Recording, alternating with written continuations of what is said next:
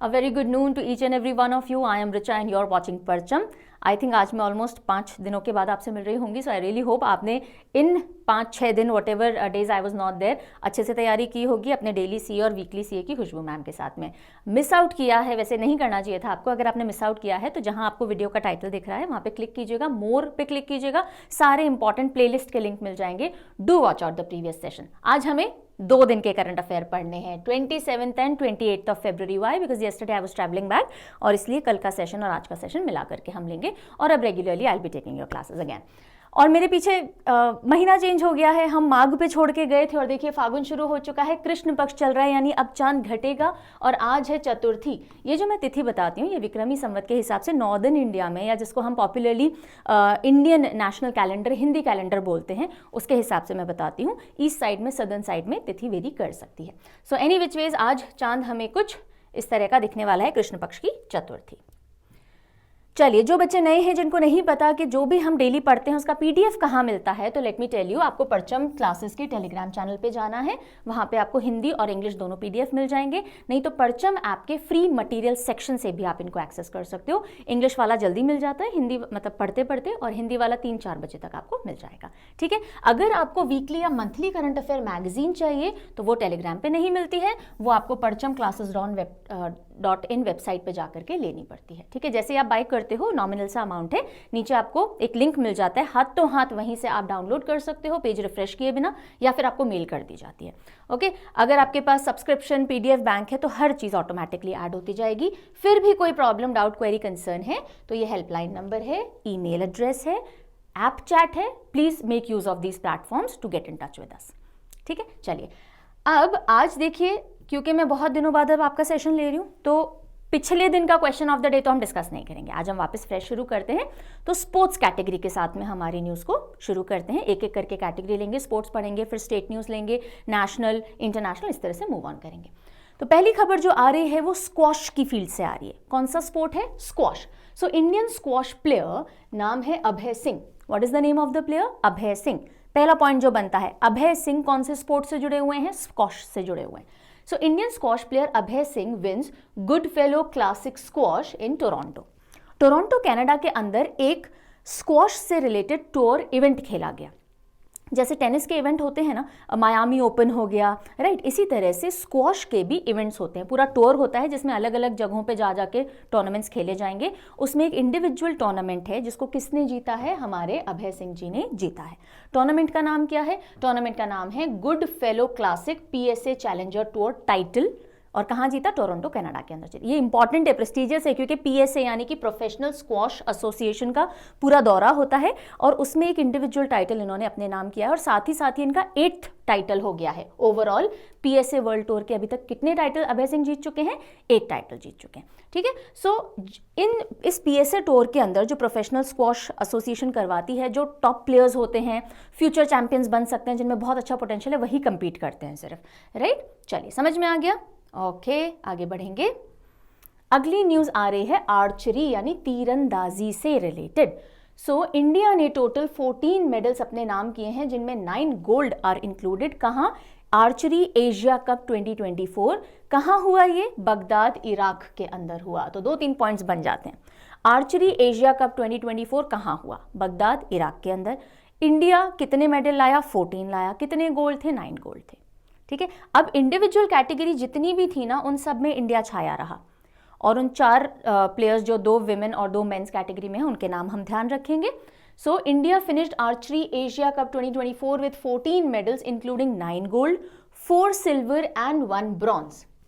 इसमें इंपॉर्टेंट कौन से हैं? गोल्ड इंपॉर्टेंट है. कहाँ हुआ? बगदाद, इराक में हुआ. ये भी आपको ध्यान रखना है. टॉप पोडियम रहा हमारा सारे इंडिविजुअल इवेंट में. दीपिका कुमारी, नाम बिल्कुल ध्यान रखिएगा, आर्चरी की फील्ड से जुड़ी हुई हैं, 3 बार ओलंपियन रह चुकी हैं, यानी ओलंपिक्स में पार्टिसिपेट कर चुकी हैं इंडिया की तरफ से. दीपिका कुमारी ने गोल्ड मेडल लिया विमेंस रिकर्व इंडिविजुअल में. धीरज बोमदेवरा, इन्होंने मेन की तरफ से गोल्ड लिया. परनीत कौर हैं जिन्होंने gold medal compound individual event जो है विमेन का, उसमें जीता. और इसी कैटेगरी में मेंस में प्रथमेश जौकर ने जीता है. ठीक है। सो दीपिका कुमारी, कभी भी पूछ लिया जाए कौन से स्पोर्ट्स से जुड़ी हुई हैं, आर्चरी की फील्ड से जुड़ी हुई हैं। अब थोड़े ब्रेक के बाद वापस आई थी और गोल्ड लेकर के गई हैं। धीरज बोमदेवरा, परनीत कौर एंड प्रथमेश जावकर, ये सब इंडिविजुअल गोल्ड मेडल टीम के लिए लेके आए हैं।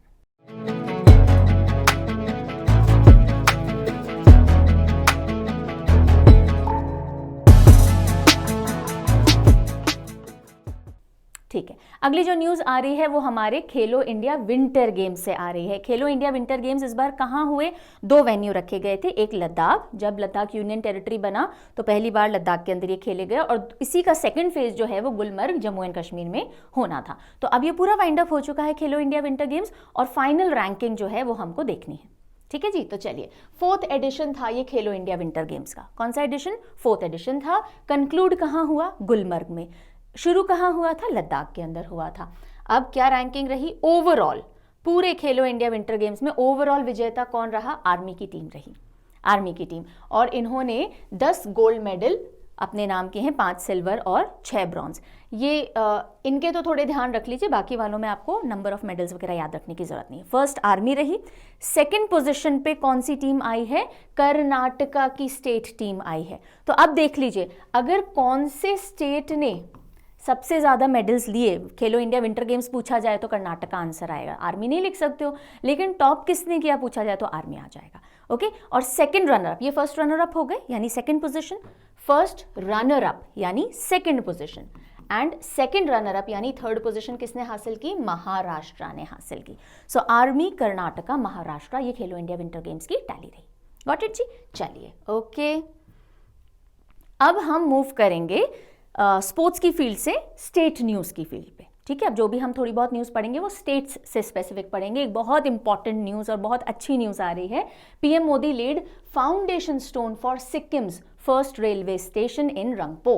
सिक्किम अकेला ऐसा इंडियन स्टेट था जिसमें अभी तक कोई भी रेलवे स्टेशन नहीं था, यानी रेल कनेक्टिविटी सिक्किम से इंडिया में नहीं थी। यस, और अब पहली बार रेल कनेक्टिविटी होने जा रही है। अच्छा, ये न्यूज़ ना कुछ मिसलीडिंग है, कई जगह आपको ऐसा दिखेगा कि पीएम मोदी ने इनॉग्रेट कर दिया है जो रेलवे स्टेशन है। इनॉग्रेट नहीं हुआ है, बनेगा तभी तो इनॉग्रेट होगा, तभी वहीं से रेल जाना शुरू होंगी। अभी फाउंडेशन स्टोन ले किया गया है रेलवे स्टेशन जो रंगपो है वहाँ पे, और अब ये काम चालू होगा। ठीक है, तो ये जो सिक्किम स्टेट है ये अकेला ऐसा स्टेट था जिसमें रेलवे लाइन नहीं थी, और अब वो बनने जा रही है। और ये जो सिक्किम में रेलवे स्टेशन बनेगा ना, ये एक लाइन, एक प्रोजेक्ट के तहत बनेगा, और वो प्रोजेक्ट है सेवक रंगपो रेलवे लाइन। तो सेवक रंगपो रेलवे लाइन, सेवक जो कि वेस्ट बंगाल के अंदर है, ये मैप थोड़ा देखो, ये वेस्ट बंगाल वाला एरिया पड़ रहा है, यहाँ पे सेवोक है और ये ज्वाइन करेगा रंगपो के साथ में। इस लाइन कनेक्टिविटी के तहत ही रंगपो पे एक रेलवे स्टेशन बनना है। बहुत सालों से पेंडिंग था ये प्रोजेक्ट, और अब जाकर के इसका जो फाउंडेशन स्टोन है वो रखा गया है। 45 किलोमीटर का सेवोक वेस्ट बंगाल से रंगपो सिक्किम तक का ये पूरी लाइन है जो कनेक्ट की जाएगी। और ये सिर्फ फर्स्ट फेज के तहत इतना काम किया जा रहा है। ऐसा कहा जा रहा है कि सेकेंड और थर्ड फेज और आगे बढ़ाए जाएंगे। सेकेंड फेज में क्या होगा? रंगपो से गैंगटॉक को कनेक्ट किया जाएगा, और थर्ड फेज में गैंगटॉक से नाथुला जो पास है ना, मतलब बिल्कुल चाइना बॉर्डर तक हम हमारी रेलवेज को लेकर के जाएंगे। तो हमारी सिक्किम की कनेक्टिविटी तो इंप्रूव हुई है, उसी के साथ साथ हमारे जो सिक्योरिटी एंगल से आप देखेंगे तो वो भी बहुत बेनिफिट होने वाला है। ठीक है जी, चलिए, सो ये न्यूज़ हो गई। अगले स्टेट की तरफ मूव करते हैं, और अब हम चलते हैं हरियाणा। कहाँ चल रहे हैं? हरियाणा चल रहे हैं। जब भी मैं कोई स्टेट बोलती हूँ दिमाग में वो नक्शा दौड़ा लिया कीजिए, हरियाणा कहाँ है आपको ऊपर मैप में दिख रहा है, थोड़ा बहुत पंजाब हरियाणा वाला हिस्सा। ठीक है, तो हरियाणा से रिलेटेड न्यूज़ है। सवेरा प्रोग्राम, कौन सा प्रोग्राम है जिसको लॉन्च किया गया है? इनॉग्रेट किया गया है सवेरा प्रोग्राम। कौन से स्टेट में? हरियाणा में। क्या प्रोग्राम है? जो ब्रेस्ट कैंसर होते हैं, जो one of the leading cancers हैं, अगर हम फीमेल्स की बात करें और अर्बन एरियाज़ की बात करें, शहरों में जो महिलाएं रहती हैं उनमें ब्रेस्ट कैंसर एक बहुत बड़े लेवल पे देखा जाता है, और उसको डिटेक्ट करने के लिए, अर्ली डिटेक्ट करने के लिए, जल्दी पता लग जाए ताकि प्रॉपर ट्रीटमेंट हो सके, उसके लिए सवेरा प्रोग्राम इनिशिएट किया गया है हरियाणा के गुड़गांव में। अब इसमें खास बात क्या है? खास बात इसके अंदर ये है कि इसमें विजुअली इम्पेयर्ड विमेन का इनकॉर्पोरेशन किया गया है डिटेक्ट करने के लिए, यानी जिन लोगों को दिखता नहीं है। ऐसा बोला जाता है कि उनका सिक्स सेंस बहुत एक्टिव होता है, तो उनको ट्रेन किया जाएगा कि किस तरह से आप ब्रेस्ट को फील करके आप फाइंड आउट कर सकते हो कि ये एबनॉर्मल, कहीं पे कोई गांठ तो नहीं है, कहीं किसी तरह का लंप तो नहीं है। तो जितना मेडिकल डॉक्टर्स पता लगा सकते हैं वो लोग 1 सेंटीमीटर तक की जो एबनॉर्मैलिटी है उसको डिटेक्ट कर सकते हैं, जबकि विजुअली इंपेयर्ड जो है, जिनको दिखता नहीं है, वो 1/2 सेंटीमीटर तक की एबनॉर्मैलिटी भी आइडेंटिफाई कर सकते हैं। तो उनके अंदर ये कोई ना कोई एक एक्स्ट्रा सेंस है, क्योंकि एक सेंस नहीं है उनका, तो एक एक्स्ट्रा सेंस है जिसकी वजह से वो बेहतर डिटेक्ट कर सकते हैं ब्रेस्ट कैंसर को, और इसीलिए इनको यूज करके सवेरा प्रोग्राम के तहत अर्ली डिटेक्शन ब्रेस्ट कैंसर का किया जाएगा ताकि प्रिवेंट किया जा सके। बात समझ में आ गई पूरी? Okay. So Savera programme for early detection prevention of breast cancer launched in Haryana, और जो मनोहर लाल खट्टर जी हैं यहाँ के सीएम, इन्होंने इनॉग्रेट किया, और इसके अंदर विजुअली इंपेयर्ड विमेन का असिस्टेंस लिया जाएगा स्क्रीनिंग के लिए। ये 1/2 सेंटीमीटर तक का विजुअली इंपेयर्ड लोग डिटेक्ट कर सकते हैं कैंसर का लंप, एंड इसको मेदांता फाउंडेशन जो है उसने इनिशिएट किया है इस सवेरा प्रोग्राम को in collaboration with health department of Gurgaon. और ये भारत में अपनी तरह का पहला एक प्रोग्राम है जिसमें विजुअली इंपेयर्ड लोगों को या विमेन को यूज किया जा रहा है for detection of breast cancer. ठीक है, चलिए, सो सवेरा प्रोग्राम।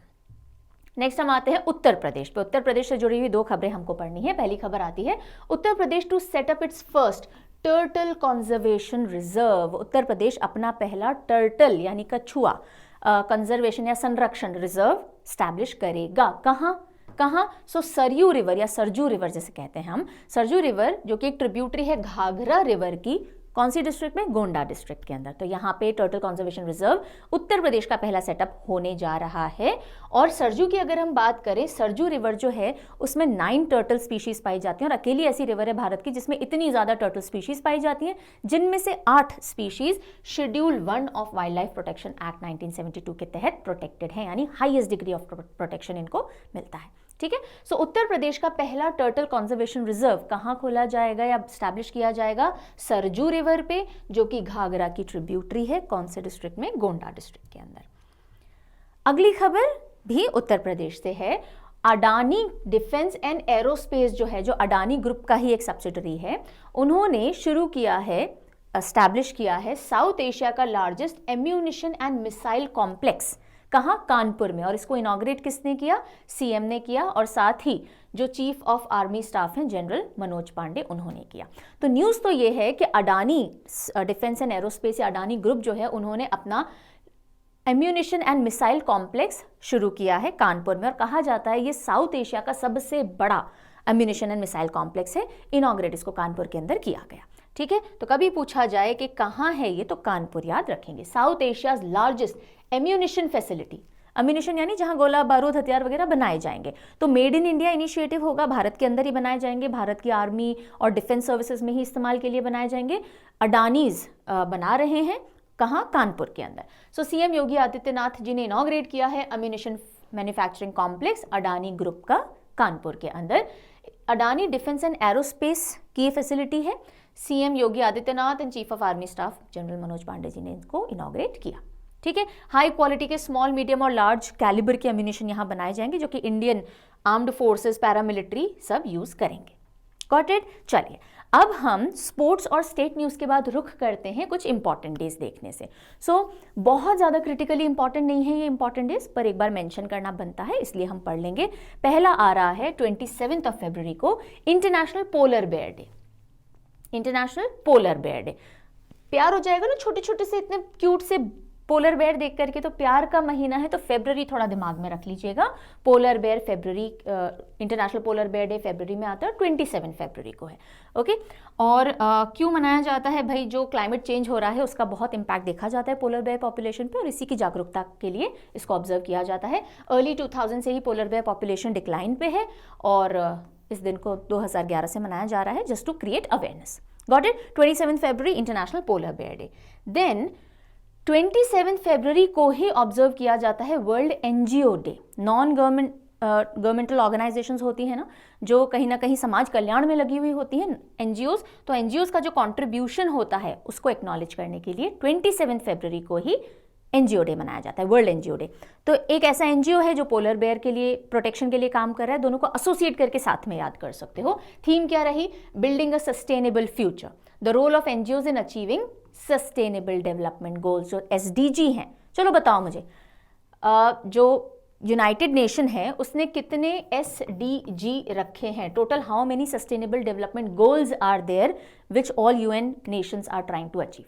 ठीक है, बताओ। पूरा एक सेशन ले चुकी हूँ सस्टेनेबल डेवलपमेंट गोल पे, सारे याद करवा चुकी हूँ, निमोनिक्स की मदद से सब समझा चुकी हूँ। अगर नहीं देखा है तो आई थिंक स्टैटिक जीके या करंट जीके प्लेलिस्ट आप चेक कीजिए, वहाँ पे आपको ये वीडियो मिल जाएगा। एनी विच वेज अभी तो लिखिए टोटल कितने sustainable development goals United nation ने लिए हुए हैं, उसी के तहत ये जो NGOs हैं अपना कॉन्ट्रीब्यूशन कैसे दे रहे हैं और कैसे हेल्प कर सकते हैं, ये इसकी थीम रही। देन 26 ऑफ फरवरी को, कौन सी तारीख को, 26 फरवरी को ऑब्जर्व किया जाता है विनायक दामोदर सरवरकर या VD सरवरकर जी की डेथ एनिवर्सरी के तौर पे। ठीक है, सो 26 ऑफ फरवरी को फ्रीडम फाइटर रह चुके, लेखक रह चुके विनायक दामोदर सरवरकर, जिन्हें पॉपुलरली वीर सरवरकर भी कहा जाता है, उनकी डेथ एनिवर्सरी ऑब्जर्व की गई। राइट, और उसी से रिलेटेड ये पोस्टर आप देख सकते हो जो कि धर्मेंद्र प्रधान जी ने अपनी ऑफिशियल वेबसाइट पे डाला था। सो अब हमें VD सरवरकर के बारे में थोड़ा देखना पड़ेगा, बिकॉज एक इंपॉर्टेंट पर्सनालिटी रहे हैं फ्रीडम स्ट्रगल से रिलेटेड, हिंदुत्व से रिलेटेड, और पॉपुलर राइटर रह चुके हैं, रेवोल्यूशनरी रह चुके हैं। So let us read about him. इनका जन्म 28 मई 28 में 1883 में हुआ। कहाँ जन्म हुआ इनके? महाराष्ट्र के नासिक में पॉपुलरली कहा जाता है, पर महाराष्ट्र के नासिक में भागुर विलेज है, गांव है, वहां इनका जन्म हुआ। इनकी मृत्यु या इनकी डेथ 26 ऑफ फरवरी को हुई, और इसीलिए 26 ऑफ फरवरी को इनकी डेथ एनिवर्सरी के रूप में ऑब्जर्व किया जाता है। 1966 में ही पास्ट अवे। एक फ्रीडम फाइटर रह चुके हैं, पॉलिटिकल फिगर रह चुके हैं, लॉयर थे और एक राइटर भी थे। देन हिंदू महासभा के प्रेसिडेंट के तौर पे ये काम कर चुके हैं 37 से लेके 43, हिंदू महासभा के प्रेसिडेंट के तौर पे। इन्होंने हिंदुत्व टर्म, जो हिंदुत्व आज कहा जाता है, हम सुनते रहते हैं, ये हिंदुत्व टर्म किसने कॉइन की थी? VD सरवरकर ने कॉइन की थी अपनी किताब Hindutva, who is a Hindu, इससे रिलेटेड ये टर्म देखी गई थी, और ये किताब भी बहुत पॉपुलर। तो ये बुक याद रखिएगा, कभी पूछ लिया जाए Hindutva, who is a Hindu किसने लिखी थी? VD सरवरकर यानी विनायक दामोदर सरवरकर जी ने लिखी थी। देन ये बहुत कंट्रोवर्शियल फिगर रहे, इंडियन पॉलिटिकल फिगर बोलिए या रेवोल्यूशनरी फिगर बोलिए, एक बहुत कंट्रोवर्शियल फिगर है। जहां इनको प्रेज करने वाले बहुत हैं, वहीं इनको हेट करने वाले भी बहुत हैं दुनिया में। सो इन्होंने एक और किताब लिखी, the Indian war of independence, जिसमें 1857 की जो क्रांति है, 1857 का जो रिबेलियन और रिवोल्ट था, उसके बारे में इन्होंने मेंशन किया था। इन्होंने अभिनव भारत सोसाइटी या यंग इंडियन सोसाइटी भी फाउंड की अपने ब्रदर के साथ मिलकर के, जो कि अगेन एक तरह से जो फ्रीडम से रिलेटेड जो रिबेलियन और रिवोल्ट है, उस तरह के यूथ को मिला करके इन्होंने ये सोसाइटी क्रिएट की थी। अगर हम रीसेंट बात करें तो जो एयरपोर्ट है पोर्ट ब्लेयर का अंडमान एंड निकोबार आइलैंड्स में, उसका नाम बदल के वीर सावरकर इंटरनेशनल एयरपोर्ट रखा गया है। ठीक है, सो वीर सावरकर इंटरनेशनल एयरपोर्ट कहाँ है? पोर्ट ब्लेयर के अंदर है। अभिनव भारत सोसाइटी किसने बनाई? वीर सावरकर या VD सावरकर जी ने बनाई। इंडियन वॉर ऑफ इंडिपेंडेंस इन्होंने लिखी है। Hindutva, who is a Hindu, Savarkar ji ने लिखी है। प्रेसिडेंट ऑफ हिंदू महासभा काफी सालों तक ये रह चुके हैं। इनका जन्म भागुर, नासिक, महाराष्ट्र में हुआ। इनकी डेथ 26 ऑफ फरवरी को हुई, इसलिए हम इनकी डेथ एनिवर्सरी मनाते हैं। ठीक है, तो ये सारा क्रक्स हमने इनसे रिलेटेड देख लिया। Got it? अब अगली कैटेगरी चलेंगे हम, ओबिचुअरी, राइट, जिसमें हाल ही में कुछ प्रोमिनेंट लोगों का निधन हुआ है और उनके बारे में हमको पढ़ना है, जिसमें पहला नाम आता है पंकज उधास जी का। बहुत सी गज़लें और पर्टिकुलरली मदिरा, लिकर, शराब के ऊपर इनकी बहुत सी गज़लें रही हैं, और इसके लिए कुछ सेक्शन ऑफ सोसाइटी लोग इनको क्रिटिसाइज भी करते थे। Any which ways, he was a legendary singer Pankaj Udhas, and he passed away at the age of 72। और गज़ल गायक थे, पॉपुलर 2-3 गज़लों के लिए बहुत इनको ख्याति मिली, बहुत शोहरत मिली, जिसमें एक कौन सा है? चिट्ठी आई है, चिट्ठी आई है, चिट्ठी आई है, सुना होगा सबने, आई एम श्योर। और आहिस्ता कीजिए बातें, राइट। और ये कहाँ से बिलोंग करते थे? गुजरात, राजकोट से बिलोंग करते थे। पद्मश्री से नवाजे जा चुके हैं in the year 2006। So he has been awarded with Padma Shri, जो कि 4th हाईएस्ट सिविलियन ऑनर है। पद्मश्री, पद्म भूषण, पद्म विभूषण और फिर भारत रत्न आ जाता है। ठीक है, तो 4th हाईएस्ट सिविलियन ऑनर से इनको 2006 के अंदर पुरस्कृत किया गया था, पंकज उधास। नेक्स्ट जो फिगर जो हमें अलविदा कह चुके हैं, जिनका देहांत हो चुका है, he is Kumar Shahani. Kumar Shahani, he was a very popular director लेकिन इन्होंने मेन स्ट्रीम सिनेमा यानी जो कमर्शियल सिनेमा हम बोलते हैं उसको अपना फोकस ना बना करके जो आर्ट साइड होता है जिसको हम पैरेलल सिनेमा बोलते हैं उसके अंदर अपना बहुत बड़ा योगदान दिया। So Kumar Shahani passes away, renowned film maker थे, पैरेलल सिनेमा मूवमेंट जो था भारत में उसके एक इम्पॉर्टेंट खिलाड़ी या इम्पॉर्टेंट पाइनियर माने जाते हैं, और इनके कुछ इंपॉर्टेंट वर्क जैसे कि माया दर्पण, तरंग, कस्बा, ये सब लिखे हैं। इनका जन्म अनडिवाइडेड इंडिया में लरकाना सिंध रीजन के अंदर हुआ था और बाद में इनकी फैमिली शिफ्ट होकर के मुंबई आ गई थी। ठीक है, सो कुमार शाहनी, सवाल कैसे बन सकता है, कुमार शाहनी जिनका हाल ही में निधन हो गया, वो कौन सी फील्ड से जुड़े हुए थे? वो पॉलिटिशियन थे, वो लॉयर थे, वो फिल्म मेकर थे, एट्सेट्रा। तो आपको पता होना चाहिए फिल्म मेकर थे। ठीक है, चलिए अगला जो देहांत है वो इंटरनेशनल एक सेलिब्रिटी का है, और इनको आई एम श्योर जो यूथ है पर्टिकुलरली, अगर मार्वल फैंस हो आप तो वो आप जानते होंगे। कैप्टन मार्वल के जो एक्टर हैं केनेथ मिशेल, उनकी डेथ हो चुकी है 49 ईयर्स की एज पे। इनको एक बीमारी थी काफ़ी समय से, ALS, एमियोट्रोफिक लेटरल स्क्लेरोसिस, जिसके अंदर आपकी जो नर्व्स होती हैं पर्टिकुलरली स्पाइनल कॉर्ड और ब्रेन की, वो डीजेनरेट होना यानी धीरे धीरे खत्म होना शुरू हो जाती हैं, और ये फेटल है और इसका कोई क्योर भी नहीं है, इससे मृत्यु होनी तय है। And he passed away because of this. अपने रोल्स के लिए जाने जाते हैं कैप्टन मार्वल और स्टार ट्रेक डिस्कवरी के अंदर। So the name is Kenneth Mitchell and he is no more. ठीक है जी, अगली खबर अब हम जो ले रहे हैं वो कैटेगरी है अवार्ड्स एंड रिकॉग्निशन। सो उसके अंदर very important news, professor Aditi Sen De, professor Aditi Sen De, नाम अच्छे से दिमाग में रखिएगा, Aditi Sen De becomes first women scientist to be awarded with GD Birla award. GD Birla award जीतने वाली पहली महिला कौन बन गई हैं? Professor Aditi Sen De, Aditi, right. So doctor Aditi Sen De या प्रोफेसर अदिति सेन डे को मिला है 2023 GD बिरला अवार्ड। क्यों दिया जाता है? साइंटिफिक एक्सीलेंस के लिए दिया जाता है। किसी भी व्यक्ति ने बहुत उत्कृष्ट अगर कंट्रीब्यूशन किया होता है in the field of science, तो और अगर वो 50 ईयर्स ऑफ एज से कम होते हैं तो उनको ये अवार्ड दिया जाता है, GD Birla award for scientific excellence. ये एक फिजिसिस्ट हैं, हरीश चंद्र रिसर्च इंस्टीट्यूट प्रयागराज के अंदर, और इनको ये अवार्ड दिया गया है। जो GD Birla award for scientific excellence है हर साल दिया जाता है। ठीक है, 1991 से दिया जा रहा है ऐसे साइंटिस्ट को, इंडियन साइंटिस्ट को जो जिंदा हैं, इंडिया में काम कर रहे हैं, 50 साल से कम उम्र के हैं। ओके, ये पहली वुमेन बन गई है इसको रिसीव करने वाली, और ऐसा नहीं है कि ये पहला कोई बहुत इंपॉर्टेंट अवार्ड इनको मिला है, नहीं। इनको इनको शांति स्वरूप भटनागर पुरस्कार, जो कि इंडिया का one of the highest science की फील्ड में दिया जाने वाला अवार्ड है, वो भी मिल चुका है इन the year 2018। So very popular physicist and woman। चलिए अगला अवार्ड जो आ रहा है, एक इंडियन ओरिजिन के व्यक्ति जो कि अब इंडिया में नहीं बाहर काम कर रहे हैं, और उनको एक इंपॉर्टेंट अवार्ड मिला है, दैट इज हमारा पढ़ना बन जाता है। 2024 एडिथ एंड पीटर ओडनेल अवार्ड, जो कि इंजीनियरिंग की फील्ड में दिया जाता है, और किसको मिला है? अशोक वीर राघवन जी को मिला है। किसको? अशोक वीर राघवन। और ये IITian है हमारे यहाँ से, इन्होंने IIT, what is wrong with you, या so he is an IITian। इन्होंने BTech किया IIT मद्रास 2002 के अंदर, and then he moved to America, और इंडियन अमेरिकन इंजीनियर है। इनको टेक्सास का एक बहुत प्रेस्टिजियस अवार्ड मिला है जिसका नाम क्या है? Edith and Peter O'Donnell engineering award. Okay, and what else? Ashok Raghavan. For क्यों दिया गया? क्योंकि इन्होंने revolutionary imaging technology that seeks to make invisible visible, invisible चीज़ों को विजिबल बनाने के लिए कुछ टेक्नोलॉजी है जिसके ऊपर ये काम कर रहे हैं, उससे चलते इनको ये दिया गया है। And he is a professor in rice university Texas के अंदर, और इनको इनके कंट्रीब्यूशन के लिए अवार्ड दिया गया। सो नाम याद रखेंगे, Ashok Veer Raghavan, Indian American engineer हैं। टेक्सास का एक प्रेस्टिजियस अवार्ड है, Edith and Peter O'Donnell engineering award से सम्मानित किया गया। अगली जो खबर है वो PM मोदी जी की विजिट से रिलेटेड है, और ये नेशनल कैटेगरी ऑफ न्यूज में आ रही है। ठीक है, अब हम नेशनल कैटेगरी पे मूव कर रहे हैं। सबसे बड़ी खबर, PM मोदी जो है हमारे प्रधानमंत्री, उन्होंने केरला में तिरुवनंतपुरम में VSSC का दौरा किया, यानी विक्रम साराभाई स्पेस सेंटर का दौरा किया। यहाँ पे गगनयान मिशन से रिलेटेड ब्यौरा लिया, क्या चल रहा है, कितना अपडेट है, जो प्रोबेबल एस्ट्रोनॉट्स हैं जो जा सकते हैं स्पेस में, उनके नाम घोषित किए हैं, वो अभी हम न्यूज़ ढंग से कवर करेंगे। और उसी के साथ साथ 3 फैसिलिटीज़ हैं इसरो के अंडर में जो इंडिया को इन्होंने डेडिकेट की हैं, यानी कि नई फैसिलिटीज़ ओपन की गई हैं जिससे हमारे स्पेस प्रोग्राम्स को बूस्ट मिलेगा। ठीक है, तो ये सब कुछ हमको ढंग से कवर करना है. Let us get started. So PM Modi dedicated 3 ISRO facilities to nation. Facilities यानी ऐसे सेंटर्स जहां पे और काम होगा इसरो के अंडर में.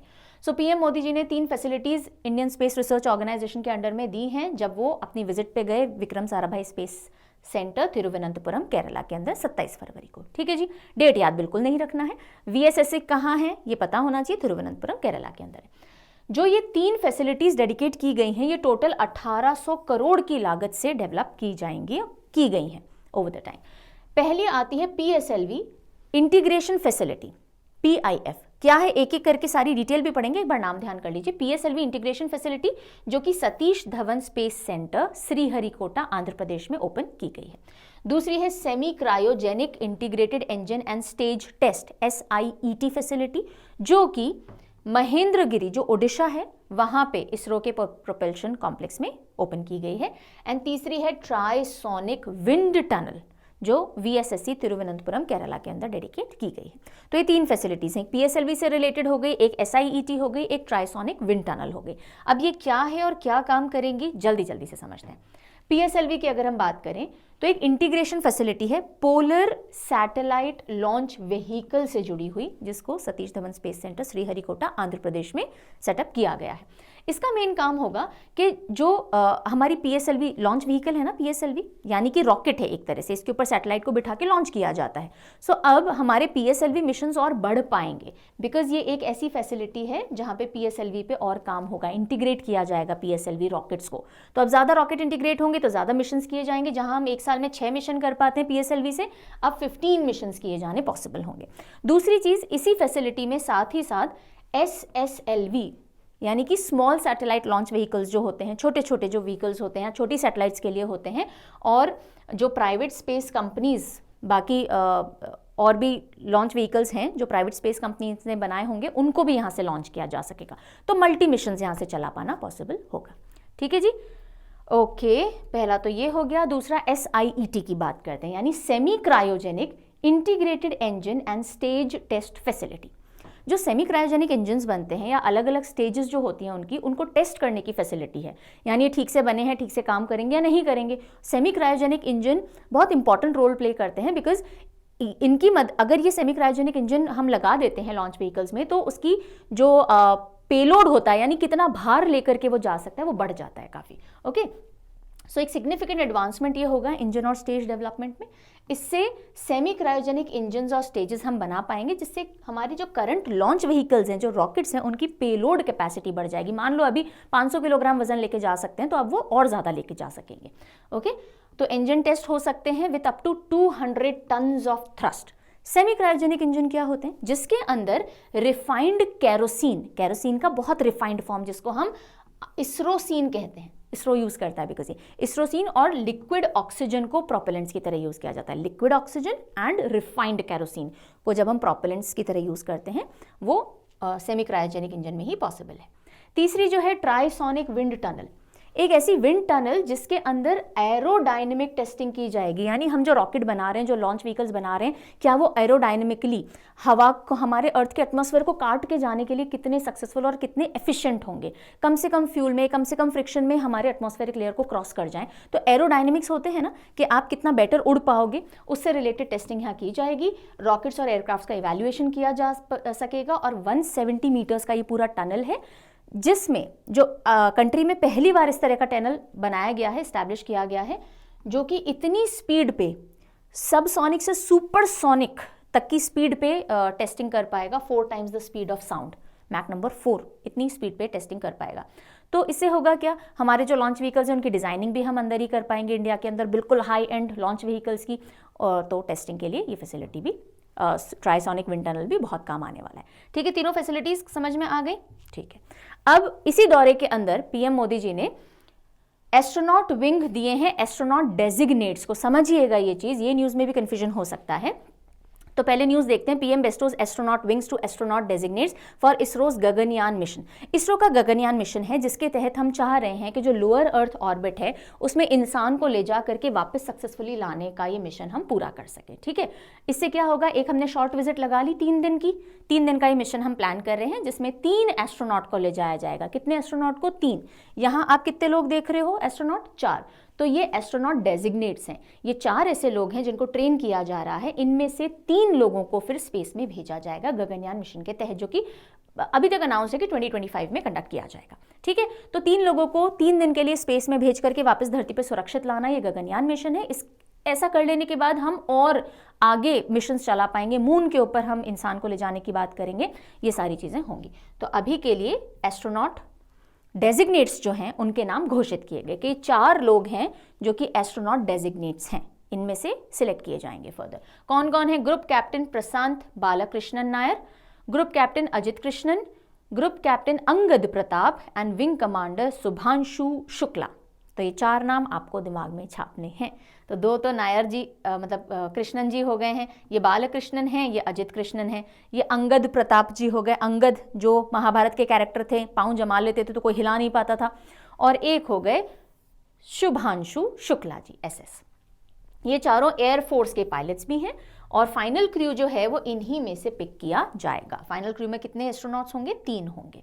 सो मैन मिशन जो कि 3 मेंबर्ड क्रू को लोअर अर्थ ऑर्बिट यानी 400 किलोमीटर तक के ऑल्टीट्यूड पे लेकर के जाएगा 3 डेज के लिए। ठीक है, और इसी के साथ साथ इसरो ने एक और अनाउंसमेंट किया कि 2040 तक हम इंसान को यानी इंडियन एस्ट्रोनॉट को मून पे पहुंचाएंगे। अब यहाँ पे एक डाउट हो सकता है कुछ बच्चों के दिमाग में आया कि मैम हम बोल रहे हैं कि पहली बार इंडियन एस्ट्रोनॉट को हम स्पेस में भेजेंगे, पर राकेश शर्मा थे वो तो ऑलरेडी जाके आ चुके, वो भी तो इंडियन थे। हाँ, आया होगा ये कि भाई हम बोलते हैं first Indian to go to space Rakesh Sharma. So Rakesh Sharma थे, तो अब ये पहली बार हम एस्ट्रोनॉट कैसे भेज रहे हैं, ये गुत्थी आप मुझे सुलझा करके बताइए। इतना मैं आपको बता दूंगी, इसरो यानी इंडिया ने उनको नहीं भेजा था, वो किसी और देश के मिशन के तहत गए थे स्पेस में। इंडियन तो थे पर इंडियन मिशन के तहत नहीं गए थे। गगनयान पहला इंडियन मिशन है जो एस्ट्रोनॉट को स्पेस में भेजेगा। तो राकेश शर्मा जो गए थे स्पेस के अंदर, वो कौन सी कंट्री के किस मिशन के तहत गए थे? Right down in the comment section. चलिए अगली न्यूज़ की तरफ हम रुख करते हैं और ये न्यूज़ आ रही है जो भारत और इंडिया की इंडस वाटर ट्रीटी थी उसके तहत जो रवि नदी है उसका पानी पाकिस्तान को देने के लिए अब हमने रोक दिया है, क्योंकि एक बैराज कंप्लीट हो चुका है, बन चुका है हिंदुस्तान के अंदर। ठीक है, तो न्यूज़ समझते हैं। India completely stops Ravi river water flow to Pakistan. India और पाकिस्तान के बीच में एक संधि या ट्रीटी हुई, इंडस वाटर ट्रीटी, राइट। और उसी के तहत ये डिसाइड किया गया था कि इंडस रिवर की जो 5 सहायक नदियां या 5 ट्रिब्यूटरीज हैं उनमें से कितने ट्रिब्यूटरीज का पानी भारत लेगा और कितने ट्रिब्यूटरीज और रिवर्स का पानी पाकिस्तान यूज़ करेगा। ठीक है, और उसके तहत जो रवि नदी है वो इंडियन टेरिटरी के अंदर इसका पानी यूज़ किया जाएगा, ये डिसाइड हुआ था। तो अब उसके ऊपर एक पूरा बैराज बन गया है, शाहपुर कांडी बैराज, और उसके बाद अब पाकिस्तान की तरफ इसका पानी नहीं भेजा जाएगा। ठीक है, ये समझने से पहले ज़रा यहाँ नज़र डालिएगा। ये इंडस वाटर रिवर है, ठीक है, और इसी की सहायक नदियां अगर हम देखें, सतलज, ब्यास, रवि, चेनाब और झेलम। ठीक है, झेलम, चेनाब, रवि, ब्यास और सतलज। अगर आप ऊपर से नीचे क्रम देखो या नीचे से ऊपर क्रम देखो, ये सीक्वेंस इंपॉर्टेंट होता है, एग्जामिनर पूछ लेता है। ठीक है, तो झेलम, चेनाब, रवि, ब्यास और सतलज, ये सेम क्रम आपको याद होना चाहिए। तो इनमें से जो ईस्टर्न रिवर्स हम कंपैरेटिवली कहते हैं, जो ईस्टर्न 3 है ना, सतलज, ब्यास और रवि, ये इंडिया के टेरिटरी में मानी गई कि इसका जो पानी है वो इंडिया यूज़ करेगा, और ये जो बाकी 3 बची, चेनाब, झेलम और इंडस, ये पाकिस्तान को दिए गए कि आप इसका वाटर यूज़ कीजिए। इस संधि के तहत ये डिसाइड किया गया। और आप इस वाटर से क्या कर रहे हो क्या नहीं कर रहे हो, थोड़ा सा आप ट्रांसपेरेंट रखोगे, और इसके लिए कमीशन बनाई गई जो कि मीटिंग करती है और सारी इन्फॉर्मेशन एक दूसरे के साथ शेयर करती है। यहाँ तक की बात समझ में आई? तो चलिए अब न्यूज़ समझिएगा।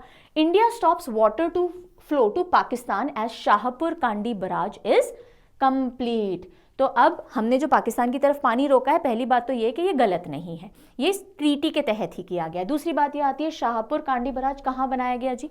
कहाँ बनाया गया? तो इसको पठानकोट डिस्ट्रिक्ट जो है पंजाब की, वहाँ पे जो बॉर्डर एरिया आता है जम्मू एंड कश्मीर और पंजाब का, वहाँ पे पठानकोट डिस्ट्रिक्ट के अंदर ये बैराज बना दिया गया है। और अब इससे क्या होगा, ये जो पानी है ये जम्मू एंड कश्मीर और पंजाब में इरिगेशन के लिए और पावर जनरेशन के लिए काम में लिया जाएगा। ये जो बैराज है रणजीत सिंह सागर डैम ऑलरेडी जो एग्जिस्टिंग है उसी के डाउनहिल बनाया गया है। ठीक है, अब देखो यहाँ पे आ जाओ और इसको ढंग से देख लो। सो ये इंडिया वाला पंजाब और जेएनके का हिस्सा है जिसको आप जूम करके देख रहे हो। ये ऊपर आपको रंजीत सागर डैम दिख रहा है। ठीक है, this is JNK and this is Punjab area. ये रंजीत सागर डैम लेक हो गई, यानी उसका जो रिजर्वायर है उसी के थोड़ा डाउनहिल यहाँ पे आपको शाहपुर कांडी देखने को मिल रहा है। ठीक है, तो अब ये बराज कंप्लीट हो चुका है और इसीलिए अब पाकिस्तान की तरफ ये वाटर फ्लो नहीं किया जाएगा। यहां तक की बात क्लियर हुई। So this development is in line with Indus water treaty. Indus water treaty जो कि इंडिया और पाकिस्तान के बीच में साइन हुई थी 1960 में, जिसके तहत ये डिसाइड किया गया था कि सतलज, ब्यास और रवि का जो पानी है वो इंडिया यूज करेगा, चेनाब, झेलम और इंडस का पानी पाकिस्तान यूज करेगा। और ये जो शाहपुर कांडी बराज है, इसका नींव का पत्थर या फाउंडेशन स्टोन कब ले किया गया था? 1995 में पीवी नरसिम्हा राव जो प्रधानमंत्री थे, उन्होंने इसका फाउंडेशन स्टोन बराज का रखा था। ठीक है जी, अब क्योंकि हमने इंडस वाटर ट्रीटी का मेंशन किया है तो इंडस वाटर ट्रीटी थोड़ा सा समझ लेते हैं। ये एक ऐसी संधि या ट्रीटी थी जो कि इंडिया पाकिस्तान के बीच में कब साइन हुई है? 1960, तो हमने देख लिया सितंबर 19, और करीब 9 साल तक नेगोशिएशन हुए कि भाई ये जो नदियां जा रही हैं, इंडिया से भी जा रही हैं, पाकिस्तान में जा रही हैं, तो कौन कितना पानी यूज करेगा।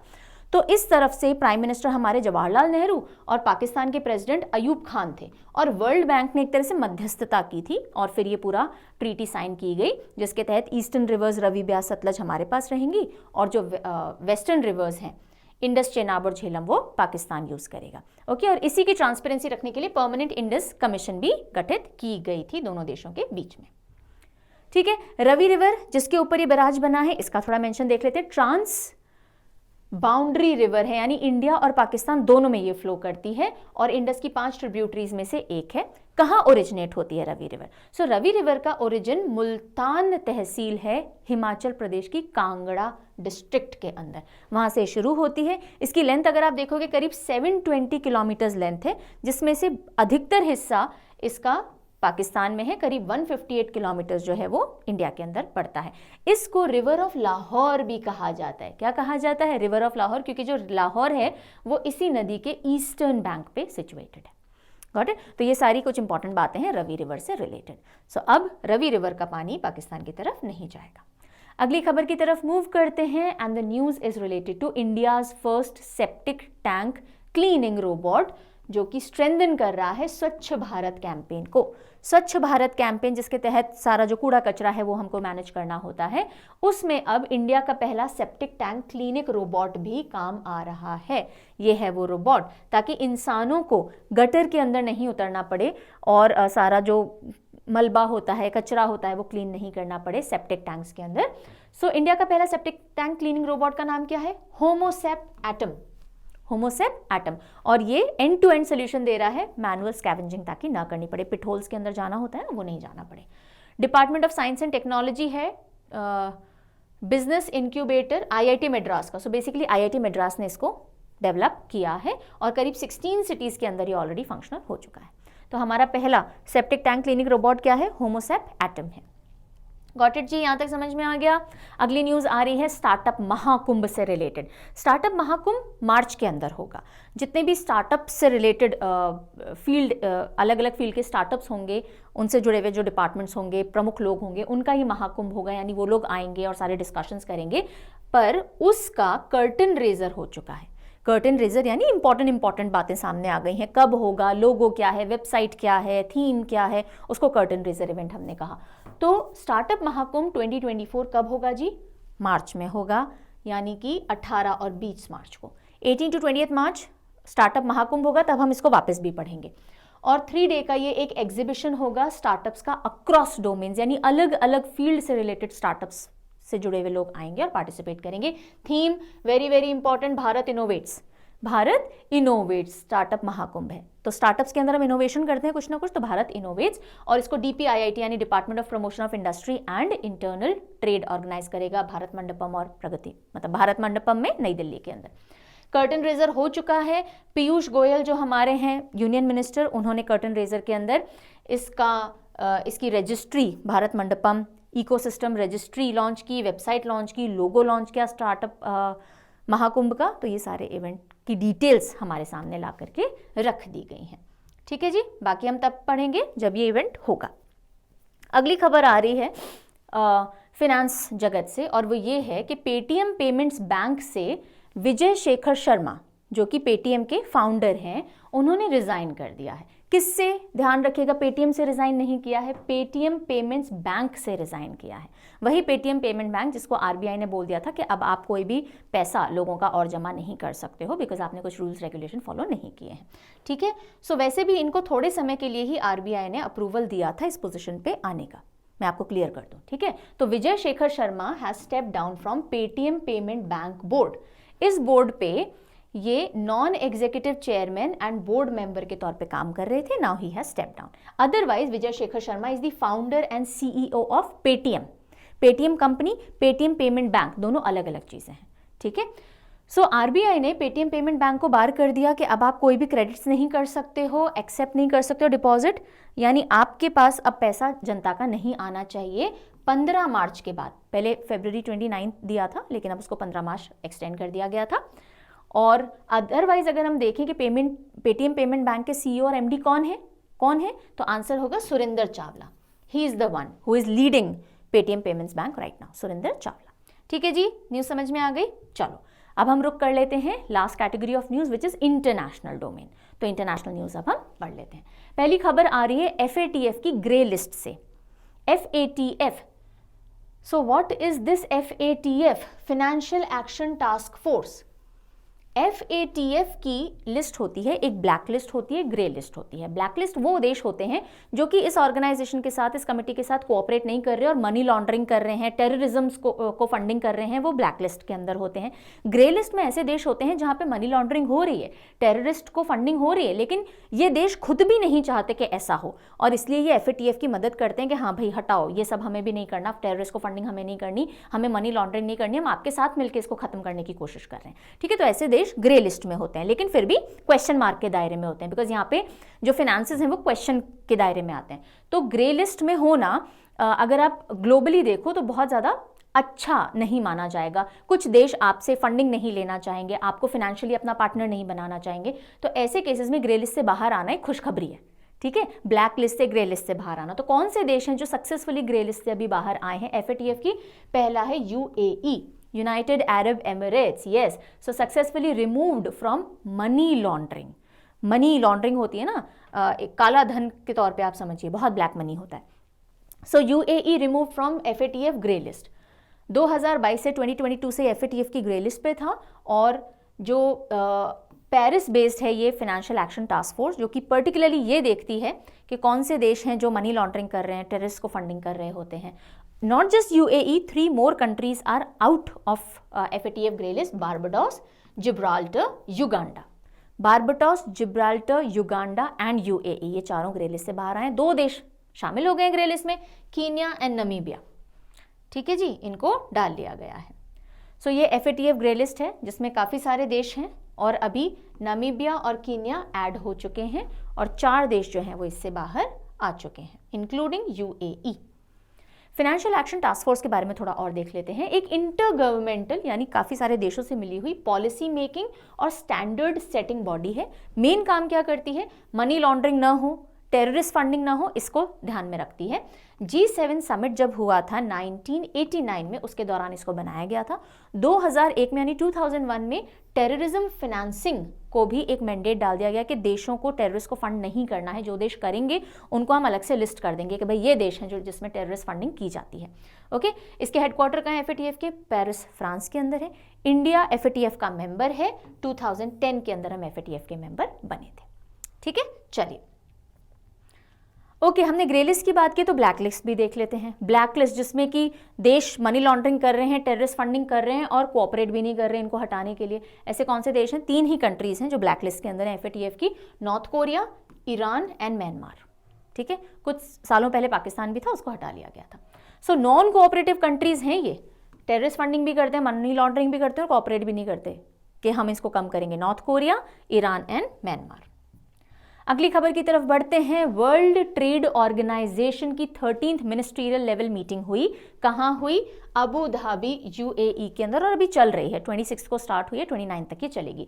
सो बहुत इंपॉर्टेंट है, क्योंकि world trade organisation global level पे अकेली ऐसी ऑर्गेनाइजेशन है जो ट्रेड पॉलिसीज और रूल्स रेगुलेशन स्टैंडर्ड्स बनाती है अलग अलग कंट्रीज के लिए। WTO की 13th मिनिस्ट्रियल लेवल कॉन्फ्रेंस हुई है। ये हाईएस्ट कॉन्फ्रेंस होती है, मतलब ये सबसे टॉप नॉच मानी जाती है, 2 साल में एक बार होती है। कहाँ हुई? वेन्यू ध्यान रखिएगा, अबू धाबी यूएई के अंदर।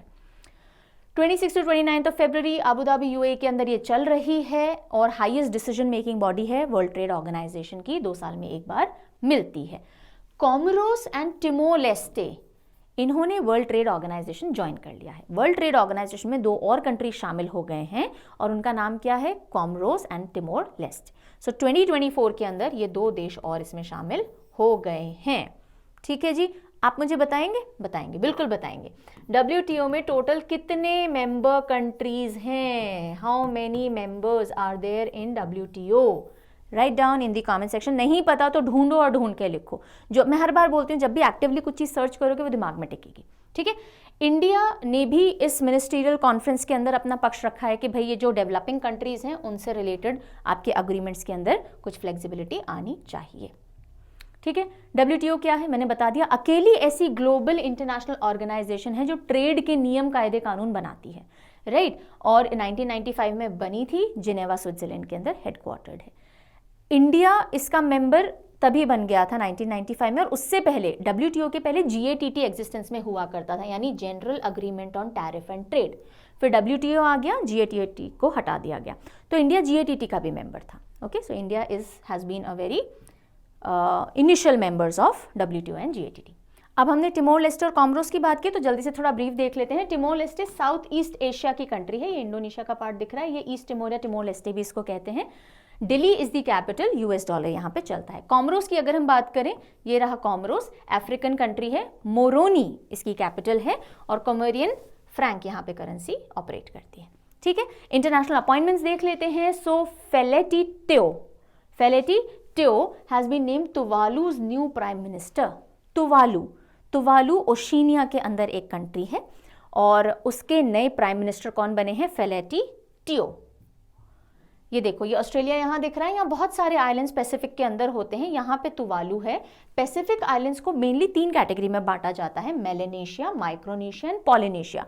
तो पॉलिनेशिया के अंदर एक आइलैंड कंट्री है जिसको हम तुवालू कहते हैं। 9 कोरल आइलैंड से मिलकर के बनी है, कैपिटल फुनाफुटी है, और उसके नए प्राइम मिनिस्टर कौन बन गए हैं? टिओ, फेलेटी टिओ बन गए हैं। देन हंगरी की पार्लियामेंट ने इलेक्ट किए हैं अपने नए प्रेसिडेंट, नाम है Tamas Sulyok. So if you are Hungary, आपके अंदर तमस बढ़ जाता है, राजस तमस बोलते हैं ना, सत्व, तो इसी से आप तमस याद कर सकते हो। या आप एग का योक भी खा लेते हो when you are hungry, you can associate and learn. So Hungary के पार्लियामेंट ने अपने नए प्रेसिडेंट इलेक्ट किए हैं तामस सुल्योक, और जो पहले प्रेसिडेंट थी उन्होंने रिजाइन कर दिया है, कैटलिन नोवाक ने। ठीक है जी, अब जल्दी से हंगरी के बारे में भी देख लीजिए। हंगरी आपको दिखेगा यूरोपियन कंट्री है, ये रही वाइट में ये जो आपको दिख रही है। Okay, this is Hungary. So it is in central Europe, landlocked country है सेंट्रल यूरोप की। I am so sorry. या Budapest is the capital, Hungarian forint यहाँ पे करेंसी चलती है, और यहाँ की सबसे बड़ी रिवर दानूब रिवर है। तो दानूब के बेसिन में ही हंगरी भी पड़ता है, लॉन्गेस्ट रिवर है यहाँ की। अगली खबर आ रही है पाकिस्तान से। मरियम नवाज, नाम याद रखिएगा, Maryam Nawaz becomes first ever women chief minister of a province in Pakistan. Pakistan के एक प्रोविंस की चीफ मिनिस्टर, जैसे हमारे स्टेट्स के चीफ मिनिस्टर्स होते हैं, ऐसे पाकिस्तान के एक प्रोविंस की चीफ मिनिस्टर पहली बार एक महिला बनी है, और उन महिला का नाम है मरियम नवाज। ये एक बहुत पॉपुलर पॉलिटिशियन रहे, from former prime minister Nawaz Sharif ji की डॉटर हैं। नवाज शरीफ जो कई बार प्राइम मिनिस्टर बन चुके हैं पाकिस्तान के, उनकी बेटी हैं। और पंजाब प्रोविंस जो है पाकिस्तान में, वहाँ की CM ये घोषित की गई है मरियम नवाज। नवाज शरीफ से नवाज याद रखिएगा। अगली खबर आ रही है, शॉर्ट न्यूज़ है, बिल्कुल छोटी सी एक news, and that is Dubai introduces 5-year multiple entry visa for Indian travellers. Indian travellers के लिए 5 साल का मल्टीपल एंट्री वीज़ा इशू या लॉन्च कर दिया गया है। किसने किया है? दुबई ने किया है। तो आप एक बार वीज़ा लगवा करके मल्टीपल बार एंट्री ले सकते हो। ओके, आगे बढ़ेंगे। किसकी तरफ, रिवीजन क्वेश्चन की तरफ। तो सारी न्यूज़ खत्म हो गई है आज की, सारी कैटेगरी वाइज जितनी भी इंपॉर्टेंट न्यूज़ बनती थी इन 2 दिनों में वो हमने कवर कर ली है। अब हम बढ़ेंगे रिवीजन क्वेश्चन की तरफ, जो भी आज हमने पढ़ा है उससे related I will be asking you questions. और जैसा कि मैं हर बार बताती हूँ नए बच्चों के लिए कि अगर आप करंट अफेयर के साथ साथ अपनी जनरल अवेयरनेस भी स्ट्रॉन्ग करना चाहते हैं, जनरल नॉलेज जिसे आप कहते हैं, history, geography, polity, economy, science, static, GK, तो you can go and check out this course on Parcham app. SSC का जनरल अवेयरनेस कोर्स है, 2024 को टारगेट किया गया है। 2024 में जो भी वनडे एग्जाम आप देना चाहो, ना सिर्फ एसएससी के, बाकी भी कोई भी स्टेट पीएससी आप दे रहे हो, डिफेंस से रिलेटेड कोई भी एग्जाम दे रहे हो, ये कोर्स आपके लिए बहुत बहुत बेनिफिशियल होने वाला है। You can check it out. इसमें स्ट्रैटेजी के मैंने लिया है, इंडिविजुअल भी मिल जाएंगे, पूरा कोर्स भी मिल जाएगा, इंट्रोडक्टरी वीडियो देख लीजिए, फ्री क्लासेस ले लीजिए, डिस्क्रिप्शन पढ़ लीजिए, प्रॉब्लम हो तो सपोर्ट के लिए टीम को कॉन्टैक्ट कर लीजिए, ठीक है जी। डिस्काउंट भी अवेलेबल है, नहीं पता पड़ रहा हो तो please contact team for that. चलो, पहला क्वेश्चन आपकी नजर पेश किया जा रहा है, try and answer this. Which state secured second runner-up position in medal tally of 4th edition of Khelo India winter games? Khelo India winter games जो कि जम्मू एंड कश्मीर गुलमर्ग में कंक्लूड हुए हैं, उनमें सेकंड रनर अप पोजीशन कौन से state ने ली है? यस, क्वेश्चन एग्जाम में ऐसे भी बनते हैं, सिर्फ विनर नहीं पूछा जाता, थर्ड पोजीशन पे कौन रहा पूछ लिया जाता है। बताओ कौन रहा? Maharashtra. C will be the right answer. Top army ने किया था पर वो स्टेट नहीं है। फर्स्ट रनर अप कर्नाटका रहा था, सेकंड रनर अप महाराष्ट्र रहा था, ठीक है। चलो आगे बढ़ते हैं। Who is the recipient of GD Birla award 2023 for scientific excellence? GD Birla award 2023 for scientific excellence किसने जीता? और ये पहली महिला है इस अवार्ड को जीतने वाली। सोचो क्या नाम हमने पढ़ा था? Doctor Aditi Sen De. B will be the right answer. Okay. Who recently became the first ever women chief minister of a province in Pakistan? हाल ही में पाकिस्तान के एक प्रोविंस की चीफ मिनिस्टर एक महिला बनी है, पहली बार एक महिला बनी है। उनका नाम क्या है? नवाज शरीफ की डॉटर का क्या नाम है? Maryam Nawaz. B will be the right answer. Consider the following countries. अब ये एक बड़े लेवल का क्वेश्चन है, मतलब बड़ा लेवल नहीं है, इस तरह के क्वेश्चन भी एग्जाम में आते हैं ऑप्शंस वाले ना। तो फॉलोइंग कंट्रीज को कंसिडर करो, बारबाडोस, जिब्राल्टर, युगांडा, यूएई, ठीक है। Which countries have recently been removed from FATF grey list? FATF की ग्रे लिस्ट में से हाल ही में इन चारों में से किन कंट्रीज को रिमूव किया गया? सोचो, हेडलाइन में यूएई का नाम हमने पढ़ा था, फिर हमने 3 और कंट्री पढ़े थे, ये तीनों थे जिब्राल्टर, युगांडा, बारबाडोस थे, बिल्कुल। तो all of the above will be the answer. What is the theme of startup Mahakumbh 2024? Startup Mahakumbh जो कि मार्च के अंदर होना है, उसकी थीम अनाउंस कर दी गई है। थीम क्या है जी? आपसे पूछा जा रहा है, बताइए क्या थीम है? स्टार्टअप में इनोवेशन होता है, Bharat innovates is the right answer. And this my dear students is the question of the day for you, जिसका आंसर आप कमेंट सेक्शन में लिखोगे। कल हम जो भी डिस्कशन के दौरान क्वेश्चन मैंने आपसे पूछे और क्वेश्चन ऑफ द डे जो मैं अब आपसे पूछ रही हूँ, इन सब के आंसर कल हम डिस्कस करेंगे along with the news of course. So question है 13th ministerial conference of WTO is being held at. World trade organization की 13th मिनिस्ट्रियल लेवल कॉन्फ्रेंस हो रही है, कहाँ होस्ट की जा रही है, ये आपसे पूछा जा रहा है। So this is all from my side. I really hope जो पढ़ाया समझ में आ गया होगा। पीडीएफ की जानकारी मैंने दे दी है, टेलीग्राम से आप ले सकते हो, परचम ऐप के फ्री मटेरियल सेक्शन से ले सकते हो। बस दैट इज इट। कल मिलते हैं। Take good care of yourself. Bye bye.